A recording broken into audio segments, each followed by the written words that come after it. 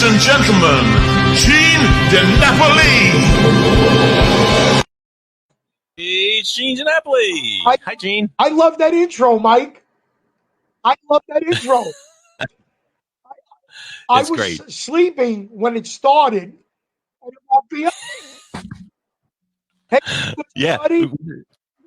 We should have the heartbeat monitor when that thing comes on. It's great. Work on that because that still says 37 years, but I'm celebrating my 40th year. All right, we have to update that. Work on that. Okay, but real quick, Gene, happy Monday to you, and congratulations, by the way. I'm going to tell everybody, yesterday you were nominated for an award. I'm going to just show a quick picture, and then maybe you could tell us about it. So here's you yesterday receiving an award. Let us know. Tell us what that is.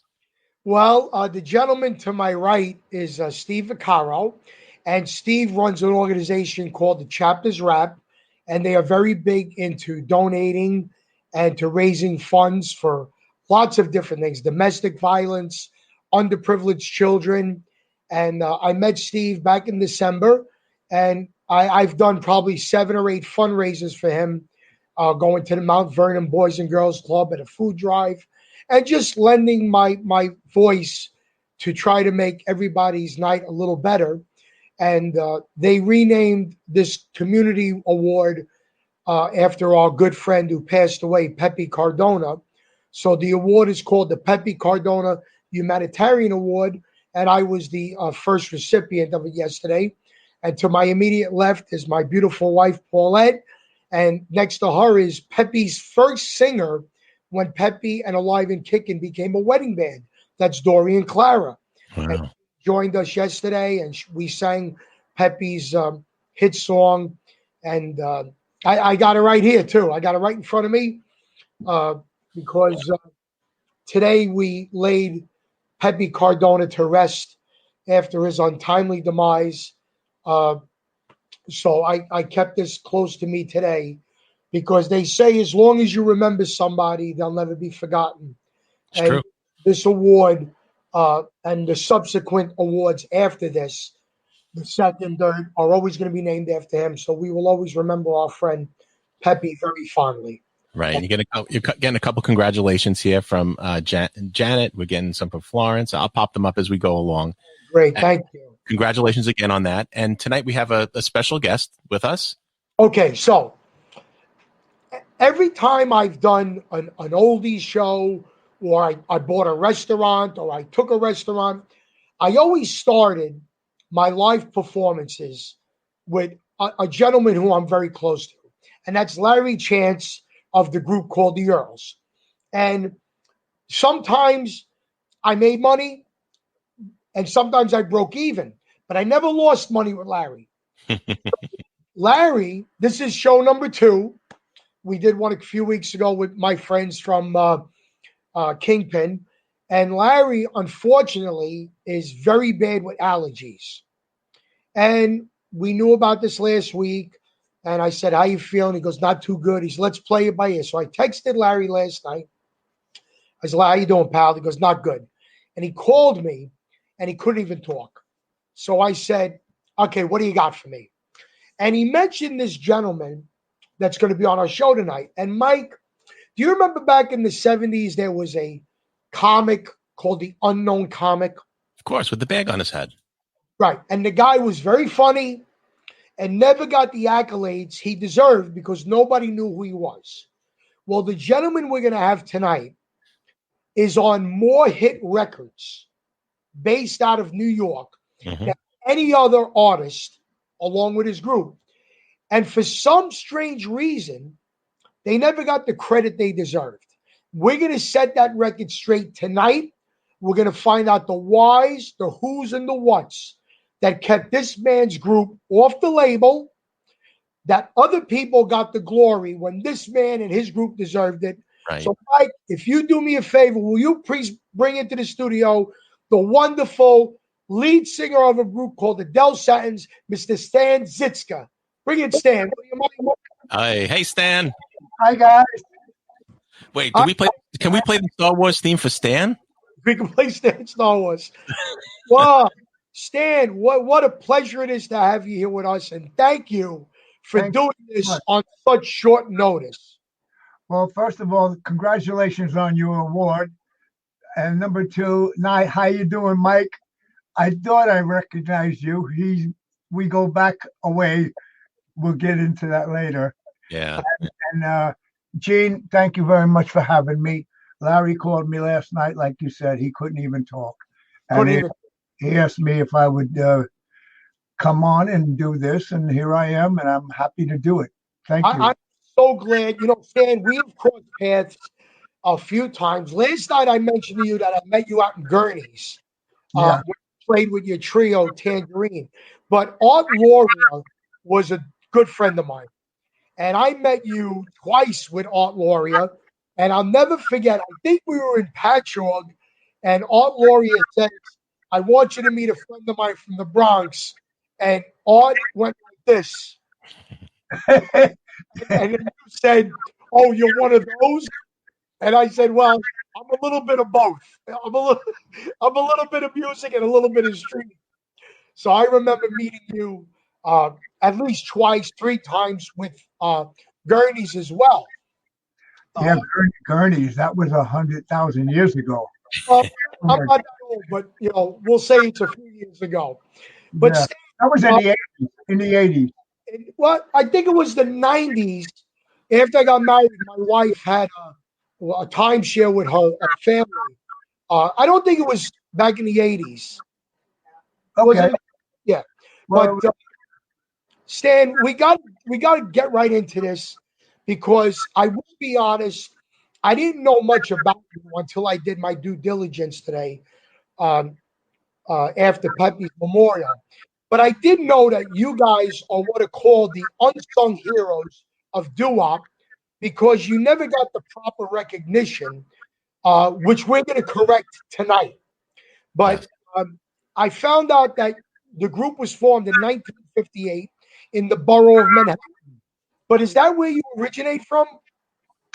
Well, I was born in Greenpoint, Brooklyn, and I was raised in the Upper East Side of Manhattan, in an area of Manhattan called Yorkville, on 78th Street and 2nd Avenue. And the Ferrara brothers lived on 69th Street and 2nd Avenue, and Les Couchy lived on 70th Street. And so we were all from the Yorkville area of Manhattan. Right. Now, I didn't realize that both the Ferrara brothers were part of the original Del Satins. Yeah. Tommy and Freddie. Tommy and Les and this gentleman named Keith Kessner, who's in one of the pictures that Mike showed me earlier. He was the original guy. And I was uptown in a Mayan neighborhood with a bunch of guys that we called ourselves the Yorkville Melodies. And we used to sing on the street corner like everyone else and get eggs thrown at us and water and stuff like that. And this is the picture right here. He's all the way on the left, right? Right on the very left. Yeah, that's Keith Kessner. He never recorded with us, so even though he's an original Del Satin, he's not on any of the records. He went into the Army and made a career out of it, and we haven't seen him since. But he's still alive somewhere. Right. And now, me is a picture of you guys. Are you in the middle, jumping up in the air? That's you. That's me. There he is. Look at that. So like a body double. Yes. Wonderful. And you were also called the Jokers at one point, correct? I'm sorry? You were also called the Jokers at one point? Well, getting back to the story with the Yorkville Melodies, we were singing on the street corner. A social worker came to us and said, rather than get eggs thrown on you, why don't you come down to the neighborhood house in Lenox Hill, and we'll get you a room and you can practice there. So we all went down there. And there was another group singing in another room that I walked by after we finished our rehearsal, and I heard something that I haven't heard. I never heard. And I just went into the door, and I saw these 3 guys, Les Couchy, Tom Ferrara, and Keith Kessner. They were called the Jokers because they were a basketball team. They were just a bunch of guys to sing them. But there was a sound there, just the 3 of them. And I walked, and they said to me, gee, we really enjoyed listening to your group. I said, well, I can't. I was walking down the hallway, and I had to come in to say hello to you. And I've never heard anything like that. So they said, would you like to sing a song with us? Now, I was a background singer. I was a baritone singer, so I didn't know any songs. I never sang lead, but I knew one song. Ironically, it was called Sweetest One, Johnny Maestro and the Crust. We'll get to that later. And I sang it with them, and they asked me if I would join the group. And so I was like flabbergasted. I never heard that. Les Couchy had a timbre to his voice that just was outstanding. He was the best tenor in the business. Right. And I joined the group, and we named ourselves the Del Satins. It was just the four of us at the time. Right. Now the Del Satin was a combination of the two of the hottest groups of the day, the Dells and the Five Satins. Yeah. And the guy who named us the Del Satins wasn't even in the group yet. And that was Tom Ferrara's brother, Fred. That was Freddie. And we would go down in the basement and sing by the coal stove. And Freddie used to come down and put the coal in the stove to heat the building up so people had hot water to take showers and baths back then, because his family was the superintendents. So we said, hey, Freddie, go like this, bo, and he did. And he came in the group, and he's the only Del Satin that never left the group when they evolved into the Brooklyn Bridge. And the first song he ever sang with us with the Del Satins, and the last song that he ever sang, rest in peace, Freddie, my brother, was with the Del Satins. Right.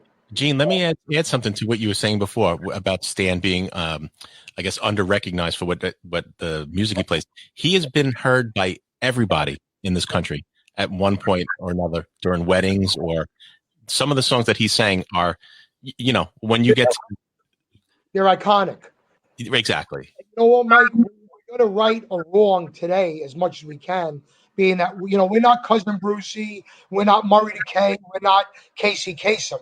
We're just two local guys, me and you, Mike, and we want to give props to people that built up music that we love. And that's why having Stan on this show is so important, because so getting back, so you formed the group in 58. Yeah.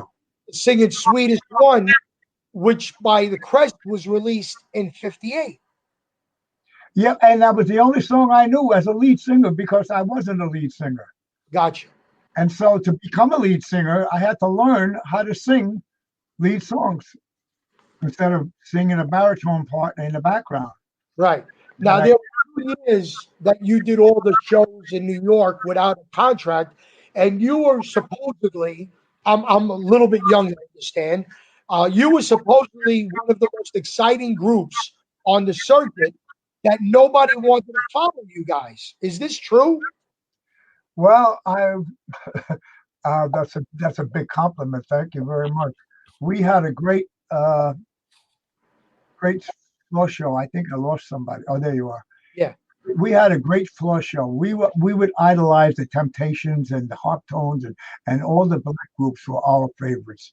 And when we played at the Brooklyn Fox with Murray the K, Paul Williams from the Temptations used to take Tommy Ferrara up to the 6th floor of the theater and teach him routines. And Tommy would bring him back down to the dressing room, and we'd go on stage and do them. And that's how we got all our stuff from Temptations and just watching other groups. And we just loved what we did so much. Right. And you won the Battle of the Groups one year, correct? Yeah, they had Alan Fredericks, old-time DJ, had a Battle of the Groups at the Empire Hotel on Broadway. And I don't know how many groups participated, but it was a week-long contest, and we came out and we won. Fabulous. And we went out and recorded our first record, and we were signed to N Records without meeting anybody, and they thought we were a black group with our first record. The Del Satins, and the song was "I'll Pray for You," a song that I wrote. You wrote that song. Yeah. And you did that. You did all the shows. Did you travel across the country at that point? No, we didn't do much traveling around across the country. Nobody was old enough to drive. Mr. Ferrara, Tom and Fred's father, used to drive us. And the first paying job we ever had, he took us to New Jersey to a firehouse where the mayor of the town gave us $5. That was $1 a piece. That's what we got. That was our first pay. Wow. $5 each? No, $1 each. $1 each. $5. $5. The mayor of the town, we performed in a firehouse for the firemen. Wow. Wow. Well, it's a good bunch of people to have your first I paying. still have my dollar. I still have it. I was going to ask you that. Is it in one of those frames behind you? I have it. Yeah, it's in the frame back there, next to me and Tony Bennett. I love it. I love it. So now you record I Pray For You, but then somewhere in the mix you wound up going to Laurie Records. Yeah. Now did I Pray For You not do the chart success that they had hoped for? Yeah, well, we didn't know anything about anything. We didn't sign anything. We just went into A&R Studios. We made the record, and it was put out on N Records through Alan Fredericks and whoever else was involved. And we were a bunch of kids. What did we know? We had a record. That's all we wanted was a record. And I still have my 45. And so we were singing on the street corner one day, and Wally Roker, the bass singer from the Heartbeats, came over and approached us, and he managed us for like 6 months. And then we went to 1697 Broadway and met a guy named Jim Gribble, who became our manager. And Jim took us up to Laurie Records. At the time, Dion was looking for a background singer group. And we had already been on Laurie Records. We recorded Teardrops Follow Me on Laurie Records. And so we went up to Laurie again to audition for Dion. We sang half a song, and he said, that's all. Next day, we went to Dion's house, and we started learning, hey, hey, bum de hey de hey de hey, hey. When he asked us to sing that, we started singing it in harmony. And he said, no. I want this whole one note. I want this in unison. So kind of like strange, kind of like five guys that we love harmony so much. He wants us to sing it in unison.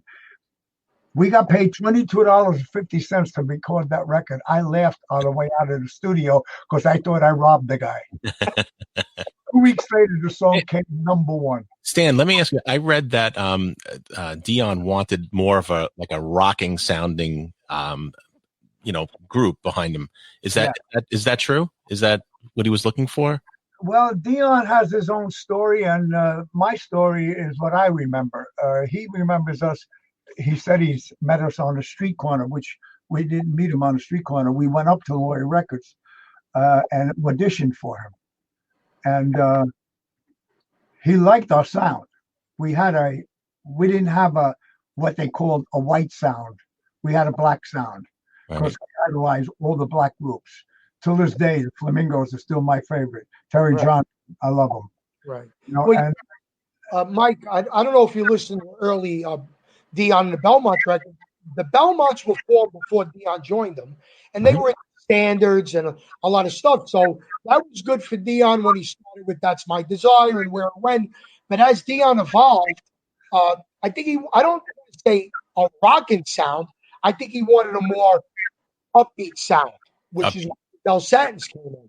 Right. Dion was looking for a background vocal group. He wasn't looking to become Dion and the Del Satins. That never would happen. He didn't want that. Right. He didn't want our name on the record.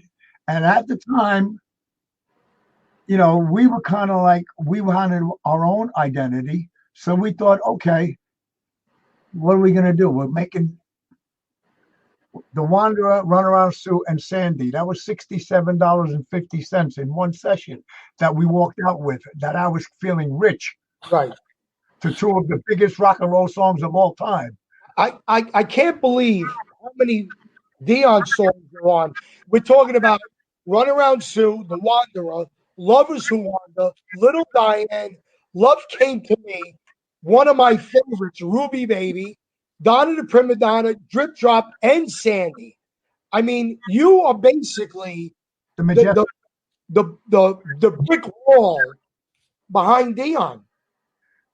Yeah, we had a lot of fun, and as we started making more records with him, we kind of realized what our importance in our role, but it didn't go any further than that. Then you recorded with Len Barry. Yeah, we recorded with Len Barry. We recorded with Nicky Como. We recorded with Bobby Callender. We recorded with Bill Baker from the Five Satins. Wow. At that time, we were so hot in the recording studio that everybody wanted us to record for them. So we would spend 3 or 4 days in the recording studio with different artists. Wow. Wow. Now, who is Dean and Gene? I don't remember Dean and Gene. Dean Parrish.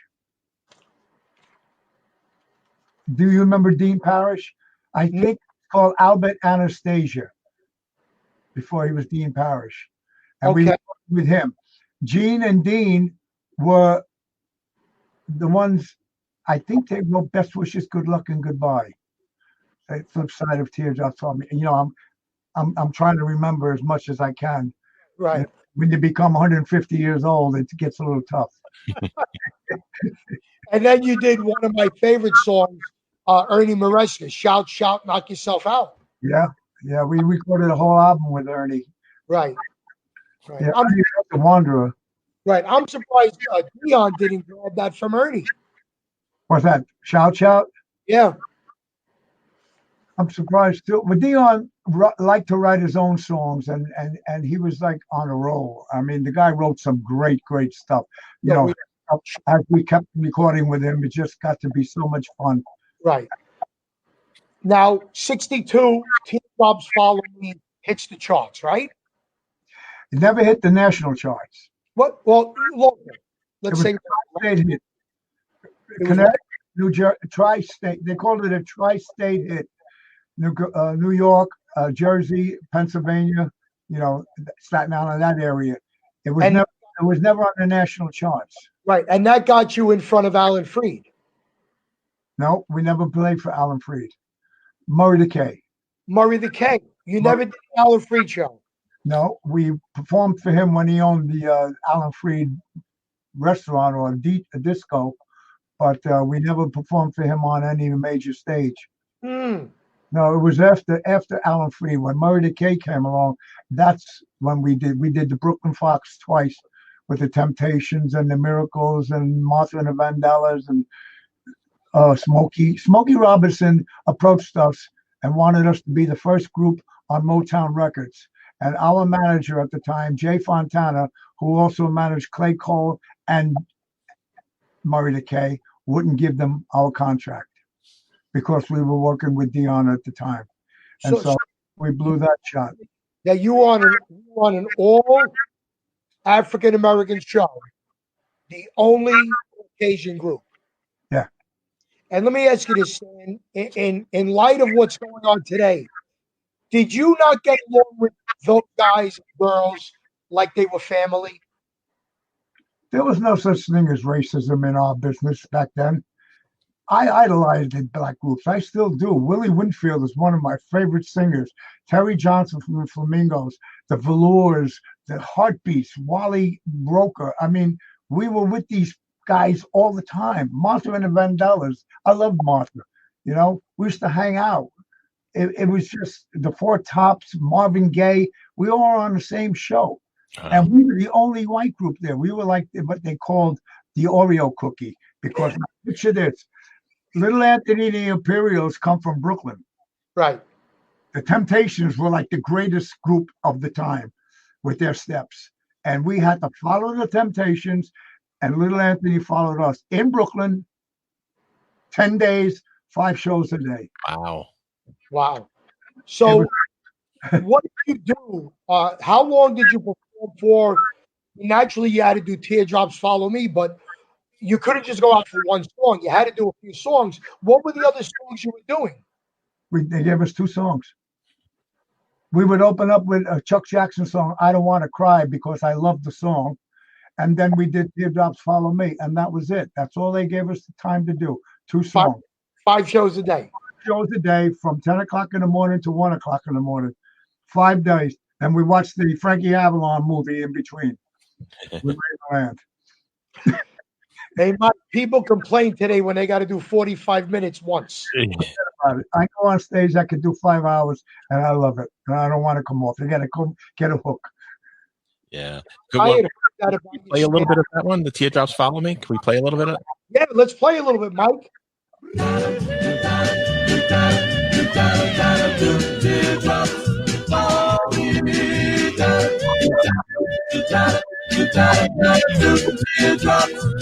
In case Facebook is listening, Stan wrote this. Okay, this is Stan's song. Everywhere that I run to, I guess I'm a lonely soul. Or something I can't control. Everywhere he goes, teardrops follow me. It just has that sound. You know, it's. Well, the sound there was Les Couchy and Bobby Fiella, and Fred Ferrara and Tom Ferrara. Those So guys, who was first tenor? Les Couchy, the best first tenor in the business to this day. Wow. He just passed away a couple of months ago. Yeah, we lost a lot of people really recently. Stan, give me 1 second. I just want to mention our sponsors, if I can. We picked up a new sponsor today, Mike. Oh yeah, who'd we get? Financial Management Corporation of New Rochelle. For over 30 years, personal income tax and corporation, estates and trust funds, and investments have been looked over by Francisco, and Fran is a new sponsor. We're going to put Fran's number up on the screen, 914-589-1013. Okay. You got to give me a little bit more advance. You got to give me a little bit more of an advance to put the numbers on the screen. But we're gonna fly with this. Yeah, no, I'll put everything underneath after the show. And then, of course, we got the Pure Organic Dry Cleanings back on Tremont Avenue in the Bronx. Go to 3166 East Tremont Avenue. Mention Gene and bring 3 items. Get a 4th item clean free. And then, of course, our good friends at Dream Destinations Travel, Howard and Karen, are resort specialists for sandals, resort, and any kind of cruise ship you'd like. You could call them at 347-398-653. And we're going to get back to that by the end of the show. Okay, we got to take out the mortgage company. We'll get rid of them. Don't go to them.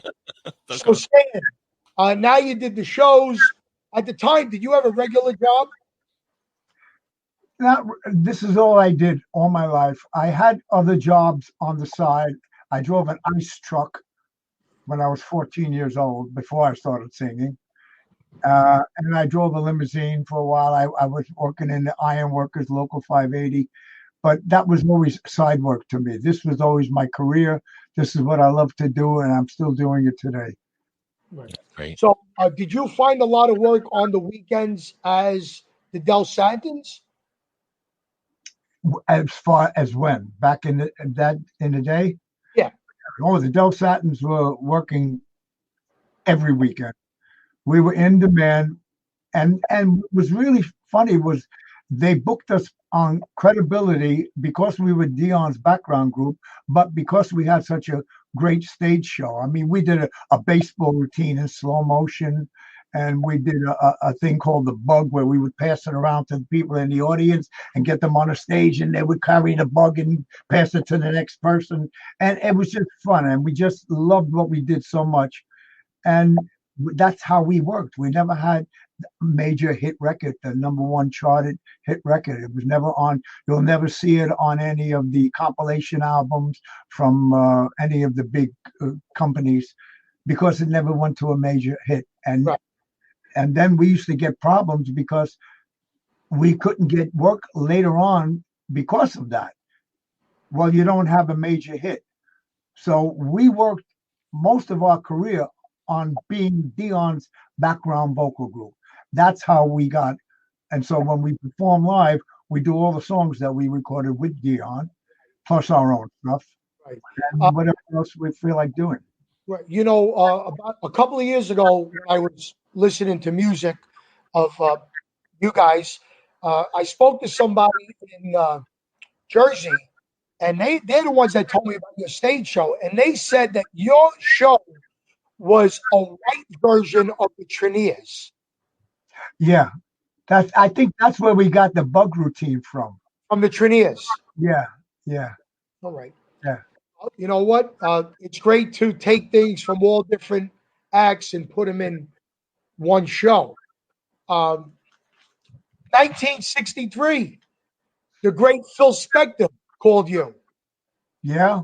So tell us, was he as eccentric in 1963 as he became? Phil Spector had what they call the wall of sound.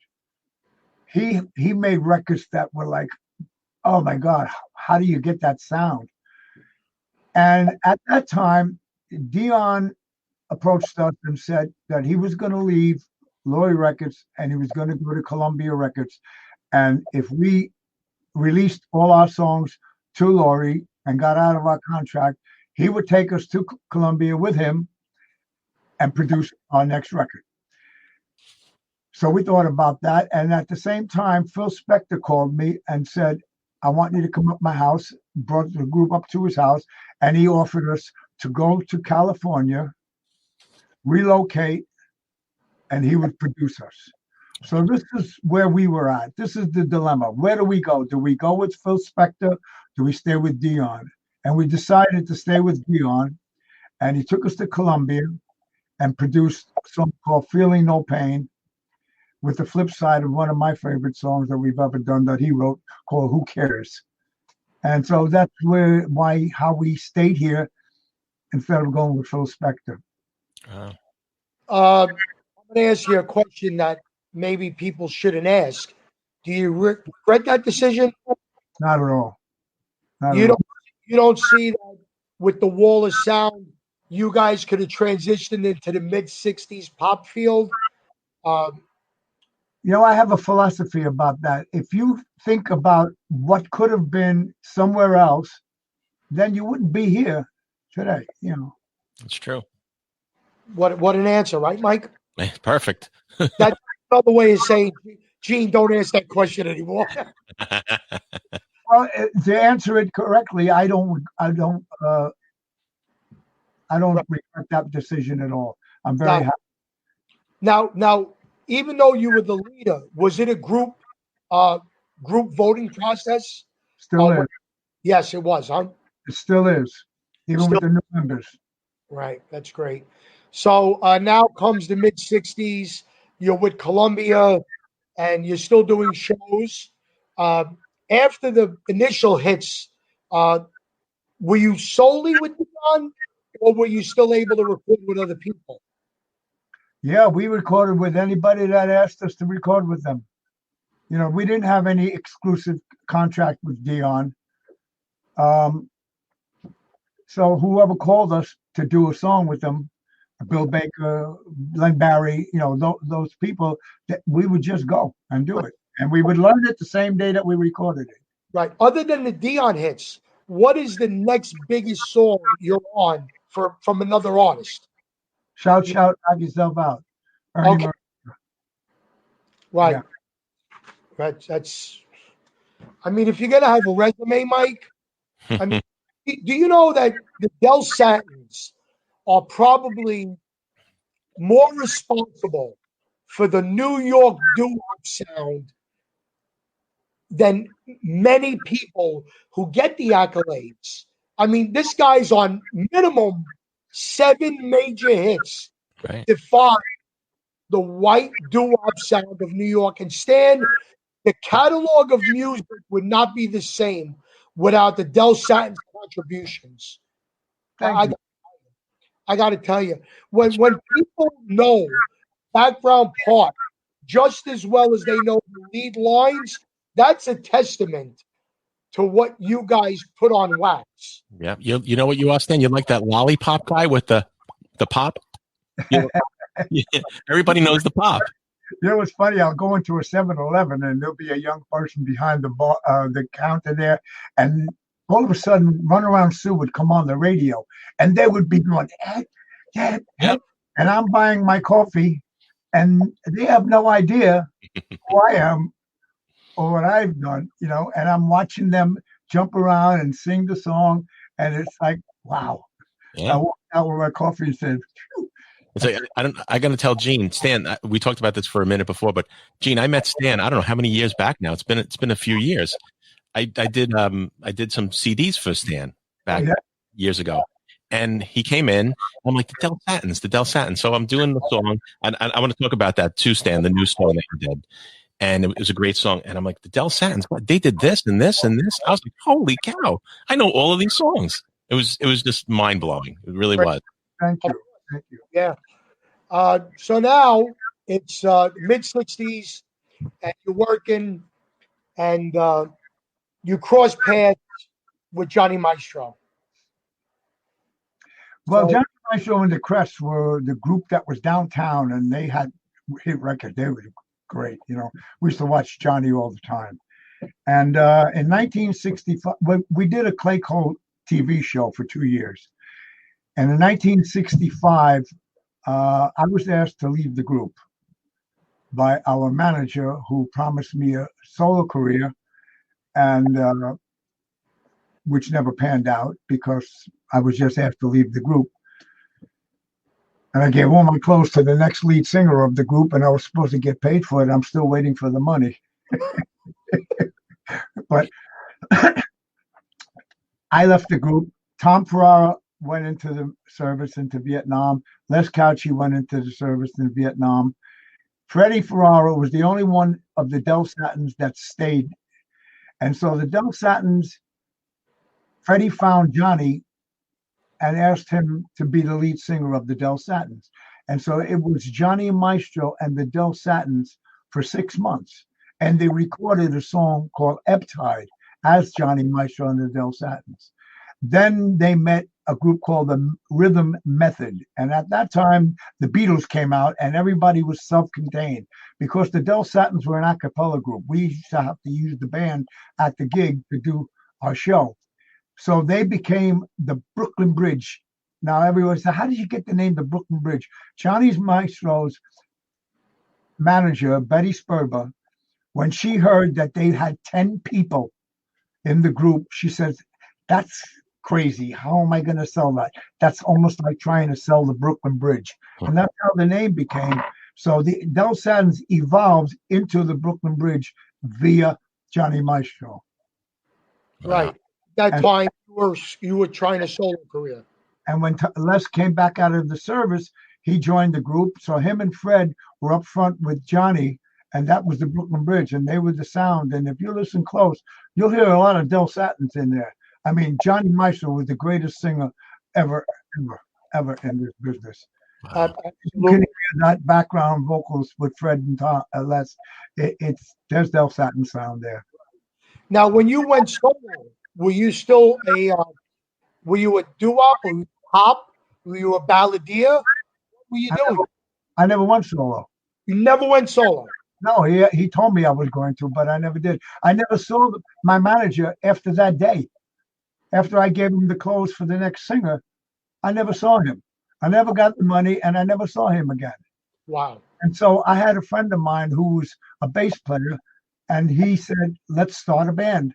I knew nothing about a band, so my friend Andre, who passed away, he helped me form my first band that became Stan Summers. Of course, Clay Cole changed my name from Stan Zizka to Stan Summers because it was easier to say. And so I became Stan Summers and the Unusual. We were unusual. And I knew nothing about a band, and that's how we started. And that evolved into Tangerine. That's a whole nother story. What year was this about? 1965, 66, 67, like that. And then I spent 2 years with a group from Pennsylvania called the Magnificent Men. And we worked with the Brooklyn Bridge at Charlie Bates's Bonnie Google's in Manhattan. And that's the next time I saw Les and Fred with the Brooklyn Bridge and Johnny. And I was with this great, great group from Pennsylvania, the Magnificent Men. If you ever listen to any of their records, they were like, woof, Blue-Eyed Soul. Can I ask a question? When you say you were with it, is this doing shows like every weekend? Because I know music was so much different then than it is now. I lived in Pennsylvania for 2 years, and my wife was in 94th Street in Manhattan. And the reason I left the Magnificent Men is because my wife got pregnant and my daughter was born. And so I didn't want to travel anymore. And so I told him I had to leave. Okay. And then I was called by an agent to go fill in for Joe Amato, who was a friend of mine, who was working with this guy, Charlie Aiello, in a place in the Bronx called the Joker's Wild. You should know that place, Gene. We do. Yeah. And I filled in for Joe Amato, and that's how I met Charlie Aiello. And that was in 1971. And we're still together. Is that the Joe Amato who is now singing with the four freshmen? Yeah, he passed away, Joe. I didn't. Yeah, Joe. Joe. Yeah, he was doing a takeoff on Frank Sinatra. He was also doing the country singer. Yep. Escapes me right now. Joe did a couple of shows in Valley Forge, Pennsylvania. I did the Elvis, and Joe did the Sinatra. Yeah, Joey was a good friend of mine. We grew up together. Yeah. I didn't know he passed away. He was the lead singer of the Jokers before I came in to the Satins. So I took his place in the Jokers that became the Del Satins, and then Joey later on became our guitar player in the Del Satins. Wow. Before Johnny Maestro came along and made it at Brooklyn Bridge. So it's one big family. We have a comment here, Stan. I'd like you to hear from a girl named Mary Jane who lives down the lane. Stan Zizka and the Del Satins are legend. Gorgeous people. Thank you. I had that up on the screen before. What? I had that up on the screen. I'm popping them up as we go. I don't see any of those pop-ups. Oh, you don't see them? No. Here we go. Mary Jane. Yeah, Mary Jane. Mimi. Hi, Mimi. Hope you're feeling better. She just had a surgery done. Oh, good, Mimi. And somebody commented you're too far away from the camera so they can't see your beautiful head of hair. So, that's great. Wow. Look at that. Come here. Stan. You ready for this? Yeah. It's real. Look at that. It's real. And this is my beautiful wife, Paulette. Hi, Paulette. That's my. Nice to meet you. Yeah. Hi, So she's the reason I saw you and get out of here. That's enough. Get out of here. So now it comes 1970, and the Brooklyn Bridge has a major hit. Okay. Yeah. They created that theater pop sound. Yeah. Oh, yeah. They're fabulous. Still are. They still are. They're great. Great. So in the 70s, did you do any of the shows at the Garden with Richard Nader? No, I called Richard Nader while he was still alive, and I asked him if I could do one of his shows, and he said to me, Stan, he said, you never had a chart record. He said, if I want to hear a Dion medley, I'll hire the Brooklyn Bridge or the Capris. Bastard. Yeah. I said, well, thank you. It was very nice to talk to you. Goodbye. And so after his house burned down and his wife died in the fire, they had a big benefit for him at Madison Square Garden. And I took my group, the Del Satins, to go do it for free. Wow. You're a special kind of person to do that. Well, it was for a good cause. Yeah. Because I told Richard Nader, go in the coffee can and get your money. Yeah. Bobby Comstock never had a national hit, and he was on the shows. Well, I think it was also who you knew and who you didn't know at the time. You know, like we didn't have any. Jim Gribble had passed on, and we didn't have any major manager that really cared about us. It was more about, you know. What a shame. But that's all right. I think you still did pretty well without that show. Hey, I'm still alive. I have a lot of good friends, and I'm doing your show, and I'm very happy about that. Thank you. We are so tickled pink. You have to see the comments that people did not know half the stuff you're telling us. People are finding out things about you and the Del Satin, which is why we need to do more of these shows, because everybody, they want to only know the hit or the one thing. I want people to know the person. Sure. And this is why we created this forum. You know, it would be great to have Dion or Tony Bennett on the show. Yeah, that's all well and good. If they want to do it, I would welcome them with open arms.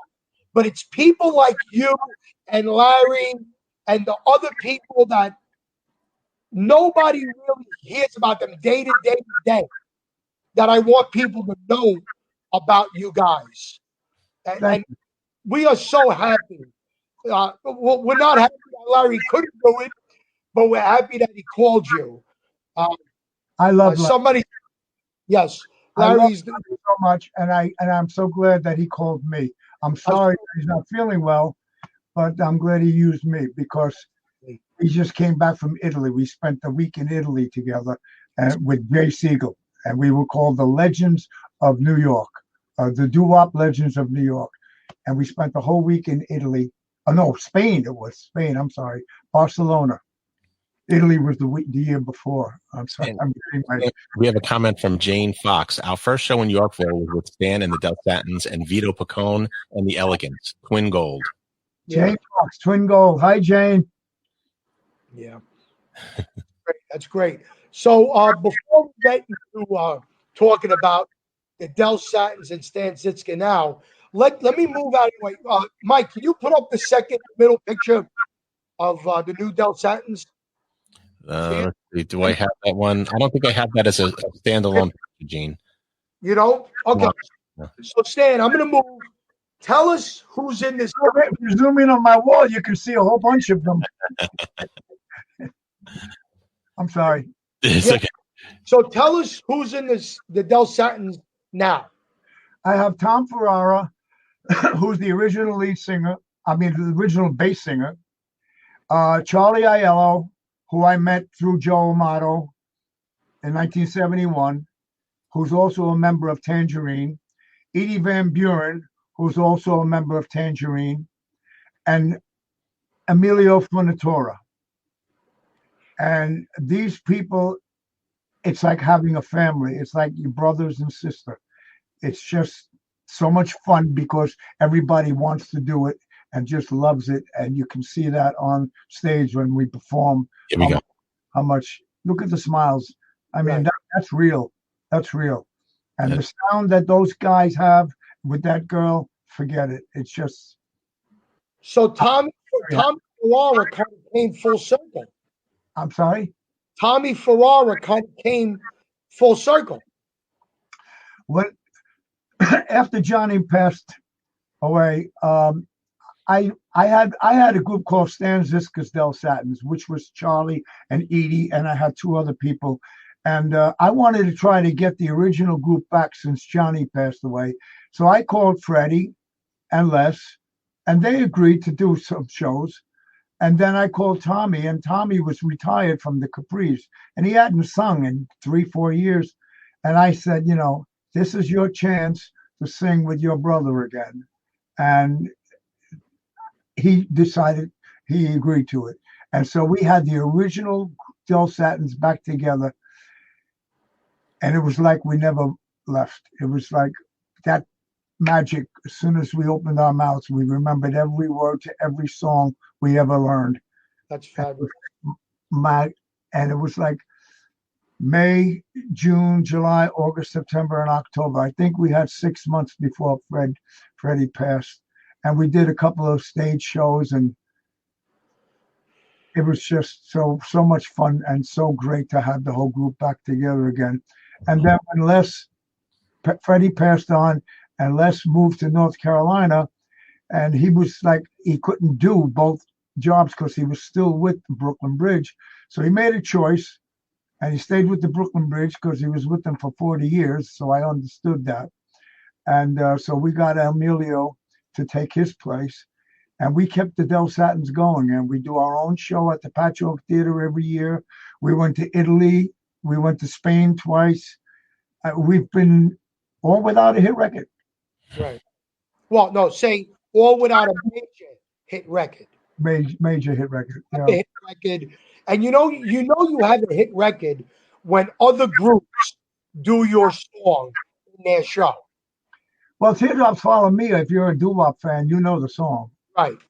So it didn't matter how many records were sold at the time. That was the record company's business because they made the money, not us. Right. So as long as you know the song, to me, it's a hit. Right. We had a great a cappella group called the Renditions Yeah. at some of our shows. When I was Sammy with you? Sammy was, Sammy and Charlie Schaffner? yep. Yeah. I know. I see Charlie all the time. Yep. And they used to do your song all the time. You were with the Renditions. I got to look at that video again. I'll pick you out. No, I was the promoter. Oh, you were the promoter. Okay, well, then you're in the background. He was the Don I King. never joined the group because I couldn't get along with anybody. Okay. And then you did That's some something. Christmas songs. Getting along with people in the group is, you got to really love what you're doing. I know. And you got to love each other. Yes. And then you did some Christmas songs. Christmas songs, yeah. What did you? Or Lauria's TV show. Yes. Yeah, we did it. We did Jingle Bell Rock and Silent Night. Well, a bunch of them. Whatever the songs. All the Christmas carols. Right. We recorded them, but they're on Art Lauria's TV show. Are they available if people want to purchase those songs? No. No. All right. Well, we got to talk to Warrior's son then. I'm working on it. I'm working on an album right now. I don't know if I'm going to have it ready this year, but it's a Christmas album by the Del Satins. So wonderful. Yeah. Which brings us to a very important part of your career. I'm going to mention my sponsors one more time, and then we're going to get to a very important song that you wrote and recorded, which is perfect for the disarray that our country is in right now. But we'll get to that. I actually have a video of that too, Gene. Give me a second, if you don't mind. Sure. Go ahead. Once again, we want to thank our sponsors, Pure Organic Dry Cleaning, the Bronx, 3166 East Tremont Avenue. Bring in 3 articles of clothing, mention Gene's name. 4th one, Dream Destination Travel, Howard and Karen for all your travel needs. 347-398-8653. And our new sponsor, Financial Management Corporation, for 30 years, our dear friend Francisco. Call 914-589-1013 for all your tax needs, which we so, Stan, you wrote a song called "Piece of Cloth." Yeah. Which behind me you see, we proudly display. Thank you. That is actually when Pepe Cardona passed away. This was his scarf that his family willed to me. Wow. So he hung that for 35 years on his microphone. Tell us about the song "Piece of Cloth," please. I wrote a poem July 4th, 2012. And I like to write a lot of poems, and I like to put them up on Facebook to see people's reactions and see how they like them or they don't like them. And I got a lot of reaction on this one song called "A Piece of Cloth" that I wrote that was all about the American flag and the sacrifices that the veterans made to make us a free country. And say it again. Can you hear me? Gene, you cut out, Gene. We lost his audio. Am I still on? Gene, you're muted. Let me just unmute Gene. Go ahead, Gene. No, it says your mic's not connected, Gene. Okay. While he does that, Stan, go ahead. You want to keep going with the story because I have the video clip and we'll talk about that. Well, I just thought of my guitar player in the Del Satins. His name is Joe Weinman, and he said to me, "Gee, I'd like to put some music to that." And I said, that's very good, because I have a lot of fans on Facebook that asked to make a song out of that poem. And so we did. And it's called A Piece of Cloth. And it's for everybody in this country should listen to the words. And Yep. And we actually have the CD right here, and we have a video that you produced. Yeah. So I'm gonna play the video real quick. Gene, you gonna try to work on the mic? Okay. This song, by the way, was also recorded in my studio and produced and mastered at Warren Gratis from the Belmonts. Okay. We're gonna bring Gene in on the phone. Mike, I gotta restart the computer. Okay, restart and just use that same link, Gene. Okay, Gene's going to restart the computer. He's having a little technical difficulties there. Okay. I understand his problems. Believe me. Okay, yeah, there he is. Look at that face. We should take a screenshot of this, right, and send it to him. That's a screenshot.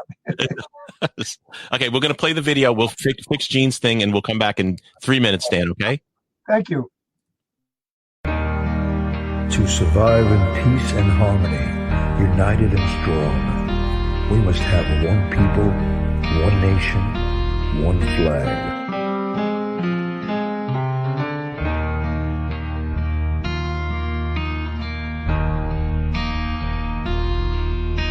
A piece of cloth with stars and stripes of red, white, and blue, and all the men and women who sacrificed for me and you, carried it through all the pain and over fields of glory, throughout the world for all to see.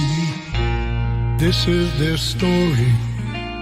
Raise it up, show it off, be proud for which it stands. Let it blow in the wind over this great land. A piece of cloth, it's our flag. A piece of cloth, it's our flag.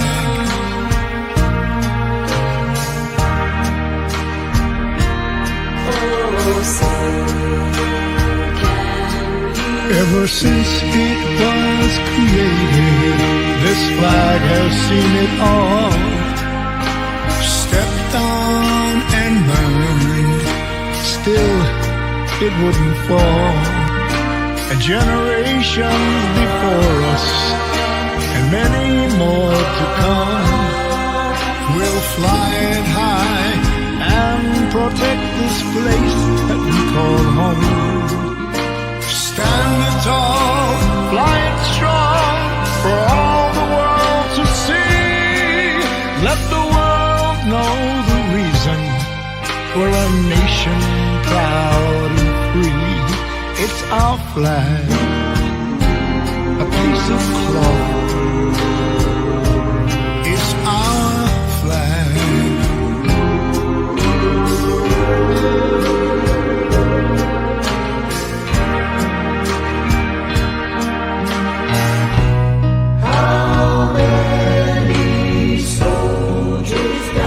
How many soldiers died? How many families cried? How many families cried? How many understand? This is our flag. God bless this land. A piece of cloth, it's our flag. A piece of cloth, yes, it's our flag, For which it stands.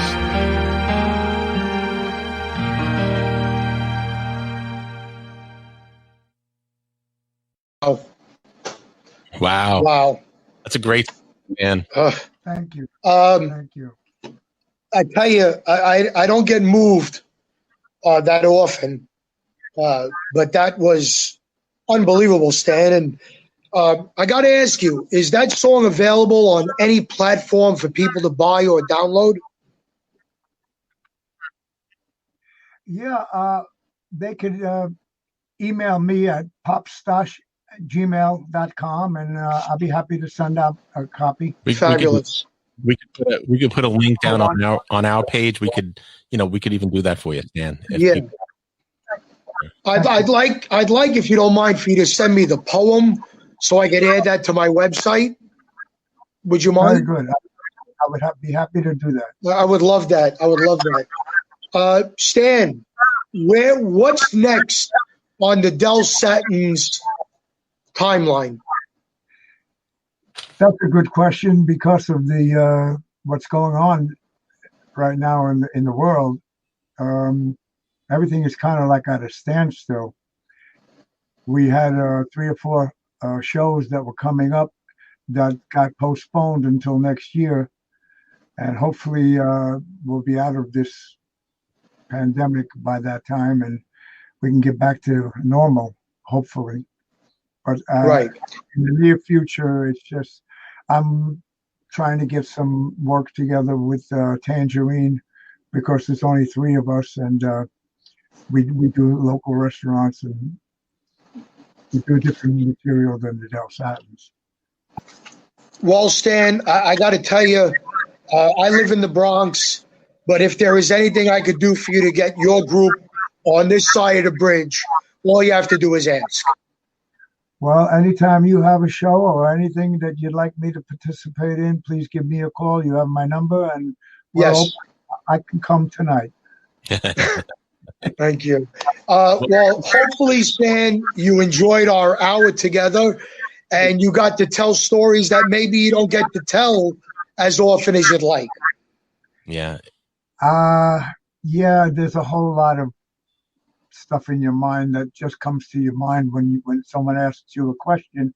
It just keeps revolving. I hope I didn't over answer anything.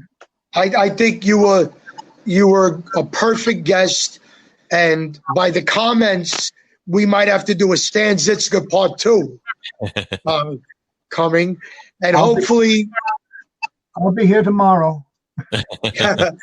Hopefully you enjoyed it and you'll follow us because next week we got a great show with an actor named Louis Veneri. Oh, no, excuse me. That's the 28th. Next week we got an Elvis artist named Anthony Ligori, who's also a country singer and a gospel artist. So, Stan, we welcome you to the Reminiscing family, and just stay well, stay positive, and God bless you. And thank you for that wonderful song. And thank you for all the harmonies you've given the world over the past 50 some odd years. Yep. And we'll do that, Gene. Maybe we could actually have our guests on here. Maybe we could put their links to their music and sell the music for them, and we'll take care of all that. And I think that's great. I know Stan has a few CDs because I did them for him. And another one's coming soon, right, Stan? Yeah. I did a song that Warren Gratis from the Belmonts, who mastered, he did a song with me called One Pair of Hands, which I don't have available at this point. I would love to have had it on the show. So if you want to have me back again, I'd love to come back anytime. And I've got plenty of stuff that. Sure. One Pair of Hands. Was that the Carol Robertson song? That's it. Yeah. Do you know how many people think that's Elvis Presley and it's not? Well, Elvis did do a version of it. I don't know. Well, that's a big dispute. Yeah. There's no way of knowing. We can't ask him. No, but you know what, man? Next week we could have a psychic on, and maybe we could try to. You know that Glenn Campbell's wife co-wrote that song. I did not know that. Wow. I did not know that. Stan, how can people find out about all your shows? What's the website? My website is not really. If you want to know, become my friend on Facebook or go to the news feed, because Facebook is the platform that I use for appearances and whatever the Del Satins or Tangerine are doing at the time. And so if you're on Facebook, be my guest.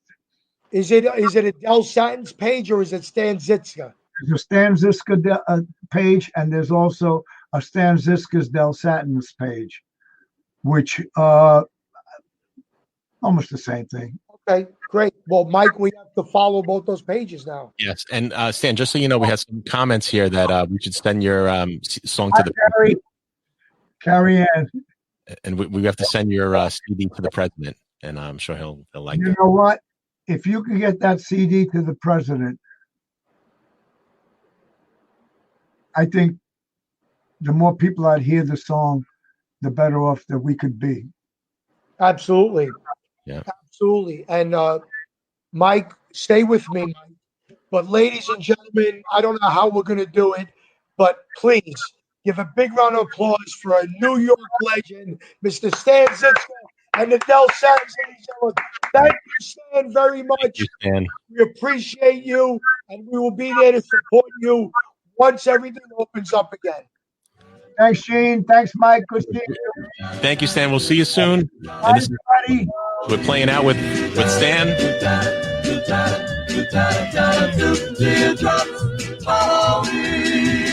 Everything that I try to do. Wow. What a voice. What a voice. What do you think? I think it's great. I think he was a great guest. A lot of great comments. And I couldn't click fast enough at sometimes. If we couldn't get Larry because of whatever reason, with the allergies, I am very happy. Yeah. Very happy. Yes, he was great. We talked for a few minutes before you came on, and we were catching up on the things that we were talking about before. And he's so, I don't want to even say underrated, just not known. Yeah, like the unknown comic, the comment I did before. The unknown comic. So Mike, we got to figure out a way to get these sponsors up more and more. Yes. At the bottom of the banner, it says 8:00, where our shows are now 7. We got to correct that.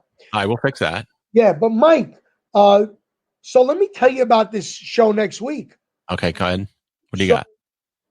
We got a guy who's a fellow Elvis artist, but more importantly, he is a songwriter. Okay. He's a gospel artist. He's also a country artist, as well as a preacher. He's also a preacher, and his name is Anthony Ligori, and he's an old friend of mine, dear friend of mine. And when I tell you that for the Elvis fans, it's going to be a great show next week, we need all the Elvis fans to come in, spread the word, because Anthony's going to be a great guest next week, I know. Then the week after that, we have Louis Veneria from the movie A Bronx Tale, Boardwalk Empire, and The Irishman. Yeah, and he was also on a TV show called Kirk with Kirk Cameron, which you educated me for, which I did not know. So that's going to be on the 28th. And we got some other surprises coming in, which we're going to post as we get them firmed up. Mm-hmm. But, Mike, we've gotten so many great remarks about this show. And I'm so glad we're doing this. Yeah, it is. It's a lot of fun, and it's a lot of you learn a lot, and that's what I like. And I like the old music. I like the old, the old stories. Because it was just such a different time when he was talking about he had the one guy come in. They auditioned him by saying one note. It's a little different. Now. Yeah. We're going to be doing a lot of different shows, Mike. We got actors, actresses. We got some poets. We got psychics. We're really going to build this up, but we're going to be doing a show which I want to title the Rising Stars Show, because I have 3 people that I want to bring on. Mm-hmm. And they don't have a lot of stories because they're really young, but we have a girl named Sam Hernandez that I worked with last week in White Plains. And this girl was just phenomenal. So we're going to bring her up. And then we're going to have a gentleman named Tyler Gianchetta, who is a vocalist and who plays an instrument called the dulcimer. I told you I went to school with a dulcimer. Yeah, I ate a dulcimer once. It was a dulcimer parmesan. And then we're gonna have my friend, a lovely young lady named Ashley Blum. So we're gonna have stars. We're gonna have non-stars who we believe are gonna be stars. So everybody has to follow the Reminiscing with Gene DiNapoli page, or the Gene DiNapoli Entertainer page, and just the J12 page. Right. And keep in mind, Facebook on October 1st is going to stop live streams. So please go to YouTube, subscribe to my channel, which is Gene DiNapoli, because if Facebook stops this, we're going to move everything over to YouTube. So right. For example, Gene, tonight with one of Stan's songs, even though he recorded, he owns the rights, he owns everything, Facebook would mark it and give it a copyright strike. Supposedly they're gonna put these practices in play October 1st, so we want to try to avoid that. Right. Well, hopefully they won't do it when we are with the performers, the originals, and we're just trying to give them the proper credit. You know, if somebody is selling their music or performing it and not paying the royalty, okay, I could see what Facebook wants to do. But, you know, there has to be some leeway in this world, especially if we're giving joy. If we're giving joy, people should be a little less formal and a little more forgiving. Right. So we're gonna promote next week with Anthony Ligori. Great to see some of our friends here. I was with Bobby Anselmo yesterday, Carrie Ann. They were with me for my award. I was so happy that all my friends were there, family members. My mother-in-law was there, which is great because I'm her favorite son-in-law. Let me rephrase that. I'm her only son-in-law. And I'd like everybody to wish my wife, Paulette, a very happy 51st birthday this Friday coming up. Yay! We have to celebrate for a month. Yes, you have to. It's a nonstop celebration. Mike, just as Stan has fun, I hope you have fun doing this with me. Yes. Because you put a lot of work into this. You do the banners, you do the ads, you do the production. And I will tell you this, Mike, I can do this without you, but I don't want to. So I hope you stick with me. I know you had some wonderful news. As a producer, you got picked up by Los Angeles to do some work. But I hope you never get big enough where you can't do this with me. I'll do it on the side, Gene. No problem. I'll be like, so 50 years when we're on someone's show, we'll tell the story. 50 years. 30 maybe. Yeah. I just got picked up for 2 podcasts that we're gonna do. Some people found me on Facebook, and we're gonna do some podcasts. Mike Bello was with us yesterday. Jeannie Claire was with us yesterday. It was just wonderful, wonderful. And if you don't mind, I'm so proud of this, Mike. I'm so proud of this. And I share this with all my fellow performers and my family and my friends and fans, because without them, I'd be nothing. So we're ending our episode. Everybody, please go to Reminiscing with Gene DiNapoli, and peace out. And God bless America. Yes. Mike. Good night, everybody. And we're going to play it out with a little bit of the Del Satins. Good night, everybody. Good night, Gene.